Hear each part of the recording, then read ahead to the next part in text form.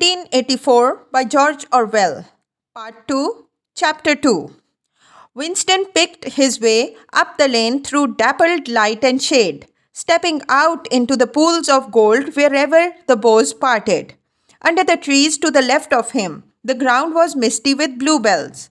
The air seemed to kiss one's skin. It was the 2nd of May. From somewhere deeper in the heart of the wood came the droning of ringed doves. He was a bit early. There had been no difficulties about the journey, and the girl was so evidently experienced that he was less frightened than he would normally have been. Presumably, she could be trusted to find a safe place. In general, you could not assume that you were much safer in the country than in London. There were no telescreens, of course, but there was always the danger of a concealed microphone by which your voice could be picked up and recognized. Besides, it was not easy to make a journey by yourself without attracting attention.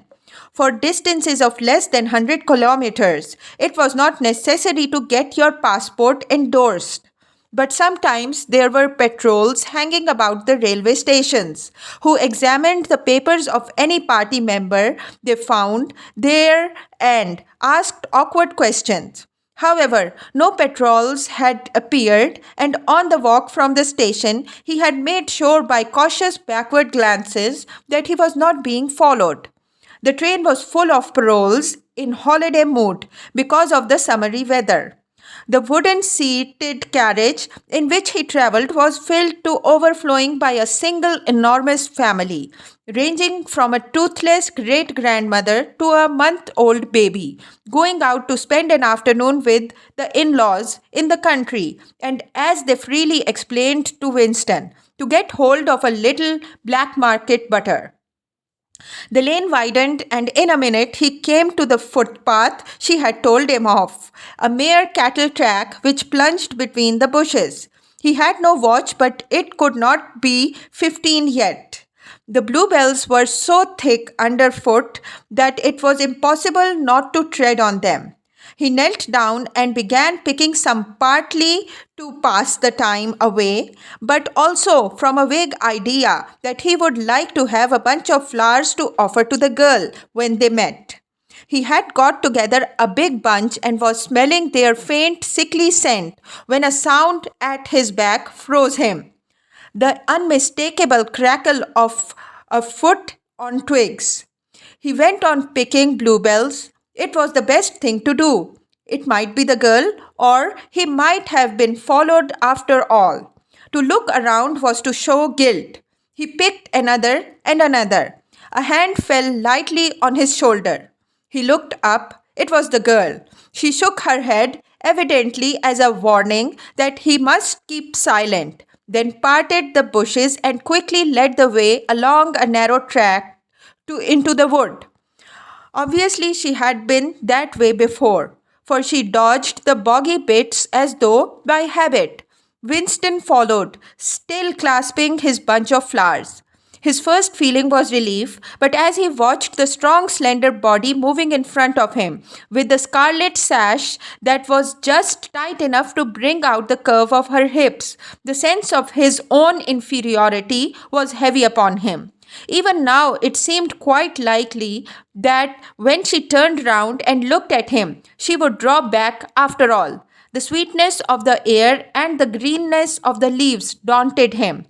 Already on the walk from the station, the May sunshine had made him feel dirty and etiolated, a creature of indoors with the sooty dust of London in the pores of his skin. It occurred to him that till now she had probably never seen him in broad daylight in the open. They came to the fallen tree that she had spoken of. The girl hopped over and forced apart the bushes, in which there did not seem to be an opening. When Winston followed her, he found that they were in a natural clearing, a tiny grassy knoll surrounded by tall saplings that shut it completely. The girl stopped and turned. "Here we are," she said. He was facing her at several paces' distance. As yet, he did not dare move nearer to her. "I didn't want to say anything in the lane," she went on, in case there's a mic hidden there. I don't suppose there is, but there could be. There's always the chance of one of those swine recognizing your voice. We are all right here. He still had not the courage to approach her. We are all right here, he repeated stupidly. Yes, look at the trees. They were small ashes which at some time had been cut down and had sprouted up again into the forest of poles, none of them thicker than one's wrist. There's nothing big enough to hide a mic in. Besides, I've been here before.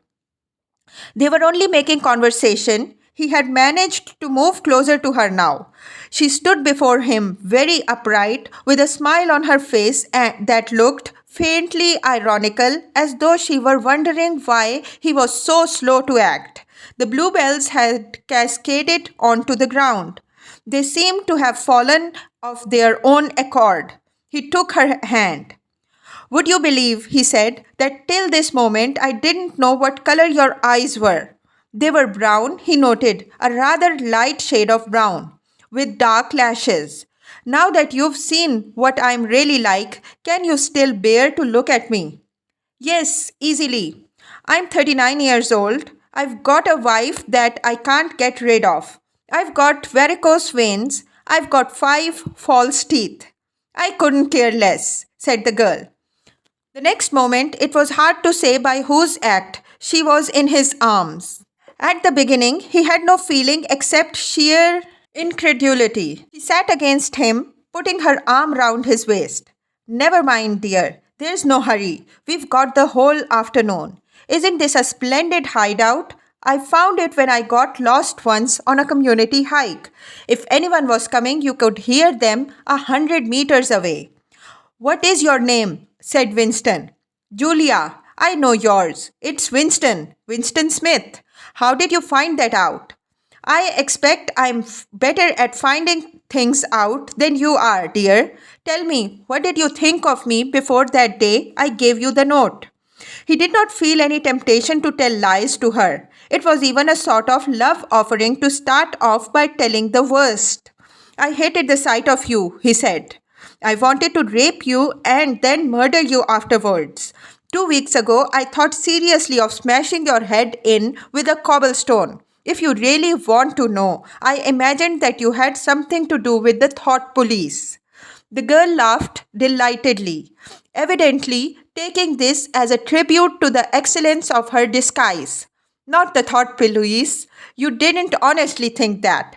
Well, perhaps not exactly that, but from your general appearance, merely because you are young and fresh and healthy, you understand, I thought that probably you thought I was a good party member, pure in word and deed. Banners, processions, slogans, games, community hikes, all that stuff. And you thought that if I had a quarter of a chance, I'd denounce you as a thought criminal and get you killed off. Yes, something of that kind. A great many young girls are like that, you know. It's this bloody thing that does it, she said, ripping off the scarlet sash of the Junior Anti-Sex League and flinging it onto the bow. Then, as though touching her waist had reminded her of something, she felt in the pocket of her overalls and produced a small slab of chocolate. She broke it in half and gave one of the pieces to Winston. Even before he had taken it, he knew by the smell of it, it was very unusual chocolate. It was dark and shiny and was wrapped in a silver paper. Chocolate normally was dull brown, crumbly stuff, and that tasted as nearly as one would describe it, like the smoke of a rubbish fire.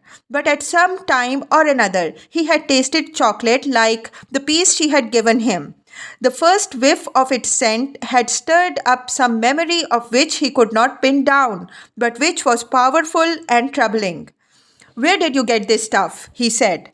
Black market, she said indifferently. Actually, I am the sort of girl to look at. I am good at games. I was a troop leader in the Spies. I do voluntary work 3 evenings a week for the Junior Anti-Sex League. Hours and hours I've spent pasting their bloody rot all over London. I always carry one end of a banner in the processions. I always look cheerful and I never shirk anything. Always yell with the crowd, that's what I say. It's the only way to be safe. The first fragment of chocolate had melted on Winston's tongue.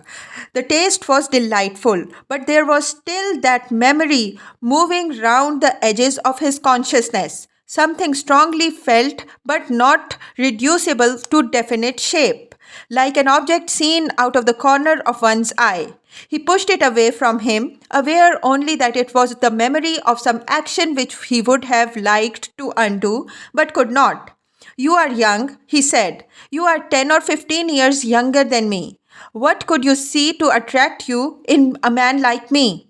It was something in your face. I thought I'd take a chance. I'm good at spotting people who don't belong. As soon as I saw you, I knew you were against them. Them, it appeared, meant the party, and above all the inner party, about whom she talked with an open, jeering hatred which made Winston feel uneasy, although he knew that they were safe here if could be safe anywhere. A thing that astonished him about her was the coarseness of her language. Party members were supposed not to swear, and Winston himself very seldom did swear, aloud at any rate. Julia, however, seemed unable to mention the party and especially the inner party without using the kind of words that you saw chalked up in dripping alleyways. He did not dislike it. It was merely one symptom of her revolt against the party and all its ways, and somehow it seemed natural and healthy, like the sneeze of a horse that smells bad hay.